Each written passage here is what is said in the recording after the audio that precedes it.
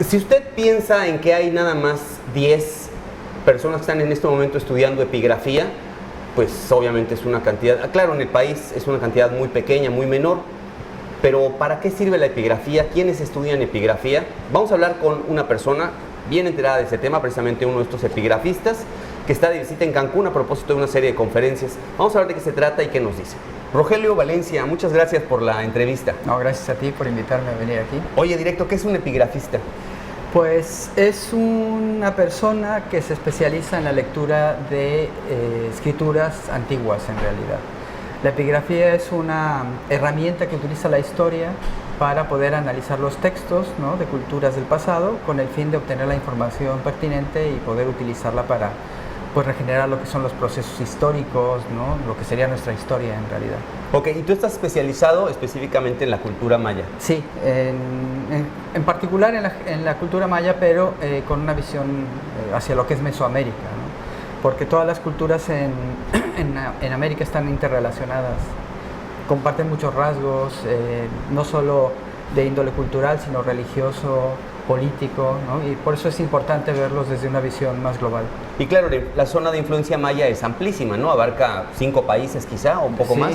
Sí, pues va desde lo que sería Chiapas en México, al norte a lo que sería Yucatán, llegando hasta Honduras, ¿no? Hasta Honduras.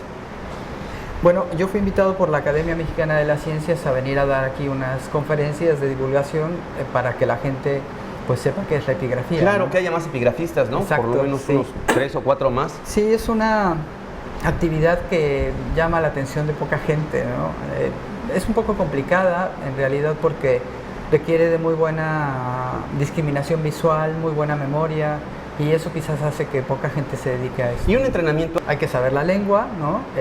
Y sobre todo también conocer la lengua del pasado, es decir, hay que conocer lingüística histórica para poder ser capaces de ver cómo la lengua ha ido cambiando a lo largo del tiempo y cómo se relaciona esa lengua con la escritura, ¿no? En 1950, por Juni Noroso, un conjunto de investigadores ha ido colaborando en la manera en la que se tenía que llevar a cabo todo este proceso, ¿no?, de desciframiento y de lectura, hasta llegar finalmente a unos, ¿cómo llamarlo?, procedimientos estándar mediante los cuales nosotros podemos trabajar, ¿no? Lo que ha ido cambiando es la manera en la que hemos ido comprendiendo cómo funcionaba este sistema de escritura y cómo se relaciona con los aspectos culturales de los mayas, ¿no? Entonces, al principio la epigrafía estaba mucho más centrada en el desciframiento, ¿no? ¿Qué significaban las cosas? ¿Cómo se tenían que leer? Etcétera. Posteriormente vimos que podíamos ir más allá, ¿no? Empezamos a ver que la parte lingüística era muy importante porque muchas de las lenguas que se utilizan todavía en la región estaban plasmadas en las escrituras, hasta llegar ya a estudios en los que se analiza pues la literatura maya en sí, la poética detrás de la escritura maya, hasta aspectos ya de tipo filológico, ¿no?, de análisis de textos y de lo que sería cuál es el sentido detrás de muchos de estos textos, ¿no?, para qué se utilizaban, con qué propósito.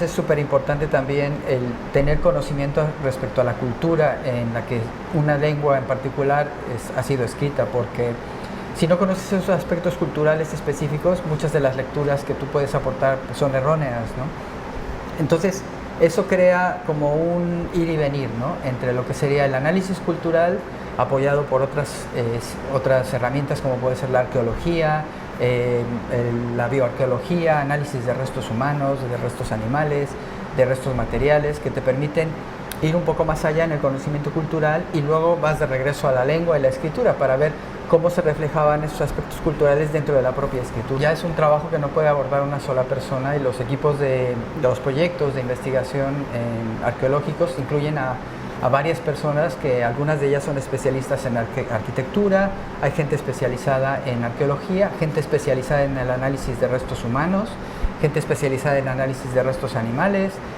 biológicos, bueno, de tipo de plantas, por ejemplo, también, ¿no?, de restos dentro de lo que serían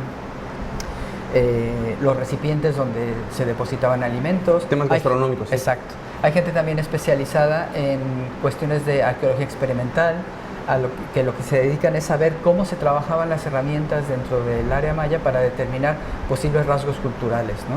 Si la manera de hacer un hacha en una región es parecida a cómo se hacía en otro sitio, es decir, cómo se lleva a cabo el trabajo de este tipo de restos. culturales. Entonces los equipos pues se están diversificando, requieren de más personal, pero la verdad es que se obtiene mejor y más información respecto a aspectos muy puntuales de lo que sería el sitio en particular que se está estudiando. Ahora nosotros estamos muy centrados en el análisis de cómo estos distintos grupos dinásticos que había en el área maya interactuaban entre sí, ¿no? Durante mucho tiempo se les ha visto como grandes entidades antagónicas, ¿no? Unas con otras, pero investigaciones recientes están viendo que la interacción es mucho más compleja, más sutil, ¿no? Que hay grupos que llegan a un sitio, en lugar de desalojar a las personas que estaban ahí, las asimilan dentro de su propio grupo cultural, las mantienen ya sea por nexos familiares o por utilidad política, y eso está creando una visión diferente de lo que serían los aspectos políticos, ¿no? de la historia maya. Ahora háblenos un poquito para que la gente también que nos está viendo se interese. En realidad, para poder estudiar epigrafía, lo más importante es tener conocimientos de la cultura. Entonces, la mayor parte de la gente que se dedica a esto o es historiador o es arqueólogo, ¿sí? O antropólogo, y luego tiene una especialización en lo que sería análisis de escrituras. Desafortunadamente hay pocas instituciones en México que enseñen este tipo de actividad. Sobre todo la Universidad Nacional Autónoma de México tiene bastantes profesores y en sus programas de estudio, sobre todo de posgrado, incluyen lo que sería epigrafía maya con muy buenos profesores. Un poco fue casualidad porque yo antes de convertirme en historiador era ingeniero y yo estaba haciendo mi doctorado en ingeniería de sistemas en España cuando fui a un congreso a Londres y casualmente un día vi que había un evento en el Museo Británico. Yo pasé por ahí porque tenía ganas de ir a ver el museo, no porque supiera que esto estaba en marcha. Y cuando llegué vi que una cosa que yo pensaba que no se había descifrado, que era la escritura maya, pues ya había gente trabajándola, había talleres para aprender a leer y me llamó muchísimo la atención y me inscribí. Tuve la fortuna de que mis profesoras fueran Linda Shilley, una famosa investigadora del área maya, y Geneviève Lefort, y con ellos estuve aprendiendo durante esa semana y la verdad es que me enamoré de la cultura maya, de la escritura, y después, tiempo después me tuve que replantear si seguía haciendo ingeniería a nivel académico o no, y decidí que no, que a lo mejor era cambiar porque me sentía más a gusto estudiando estas otras cosas y comencé mis estudios de doctorado en la Universidad Complutense de Madrid, en donde dentro de poco, si todo sale bien, pues seré finalmente doctor, ¿no? Ha sido largo porque yo comencé el doctorado hace ya 10 años, ¿no? Pero claro, ha sido todo un proceso de reaprendizaje, ¿no? Porque afortunadamente yo contaba con las bases que la escuela nos daba aquí. O sea, yo no es que no supiera nada, ¿no? Respecto a las culturas mesoamericanas, pero sí que es verdad que no tenía conocimientos tan detallados como los que puedo tener ahora. Entonces ha sido todo un proceso de reciclaje casi, ¿no? De ser un ingeniero a pasar a ser un historiador, pero ha sido un proceso muy interesante porque he aprendido muchas cosas en el camino, he conocido gente muy interesante y he participado en proyectos muy interesantes también. Desde mi punto de vista, este tipo de conocimiento es muy importante porque nos permite conocernos a nosotros mismos, ¿no? O sea, la gente que elaboró esos textos es la directa antecesora de la gente que sigue viviendo en esta región. O sea, los mayas siguen viviendo en la península de Yucatán, siguen viviendo en Guatemala. Es gente que su pasado está ahí. Y es, yo creo que es fundamental conocer de dónde venimos para saber a dónde vamos, ¿no? Y eso es lo que la historia y con nos qué da. contamos también, que son valores, ¿no? Exactamente. Entonces yo creo que es fundamental conocer nuestra historia para poder saber qué queremos hacer con nuestro futuro, ¿no? Y en eso juega una parte fundamental la historia y pues el conocimiento de los textos, ¿no? Que es como un testigo directo de lo que los mayas pensaban y concebían acerca de su universo y de su mundo, ¿no? Los mayas regularmente tenían establecidos como ciertos tiempos en los que tenían que poner de pie estas estelas, ¿no? Y otros investigadores han hablado acerca de este culto al objeto, que es muy interesante.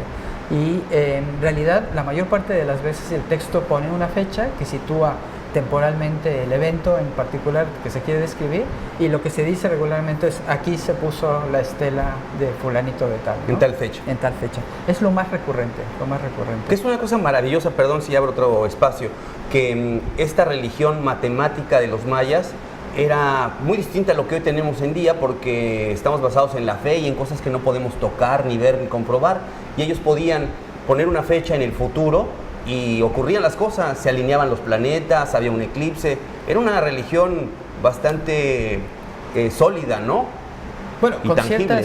ciertas problemas, porque los conocimientos que tenemos por astronomía, por observación solamente, sin instrumentos, no permiten que tú puedas hacer muchas predicciones demasiado precisas. Lo que ellos tenían era como ciertos rangos donde los eventos podían ocurrir. Y eso lo usaban probablemente a su favor, Claro, ¿no? Es decir, una pues, forma de dominio político. Exacto, de control. Yo puedo controlar lo que ocurre en el universo, entonces te puedo controlar a ti. Y eso yo creo que llevó al maya a ser tan analista, ¿no?, de ese tipo de eventos, porque le daba cierto poder, en realidad. Cierto control sobre la población, al ser él capaz de predecir cosas que luego eran evidentes para los demás, ¿no? Pues lo que podemos predecir ahora es que nos está acabando el tiempo y que ha sido maravilloso hablar contigo, No, muy muchísimas refrescante en gracias. esta breve cápsula, pero ojalá que no sea la última. En adelante, tu próxima visita, si nos encontramos, pues ojalá que podamos compartir algo. Un placer. Muchas gracias, Muchas gracias Rogelio a ti. Valencia. Hasta luego. Y me despido de ustedes, yo les recuerdo que lo que tienen que saber, lo tienen que ver.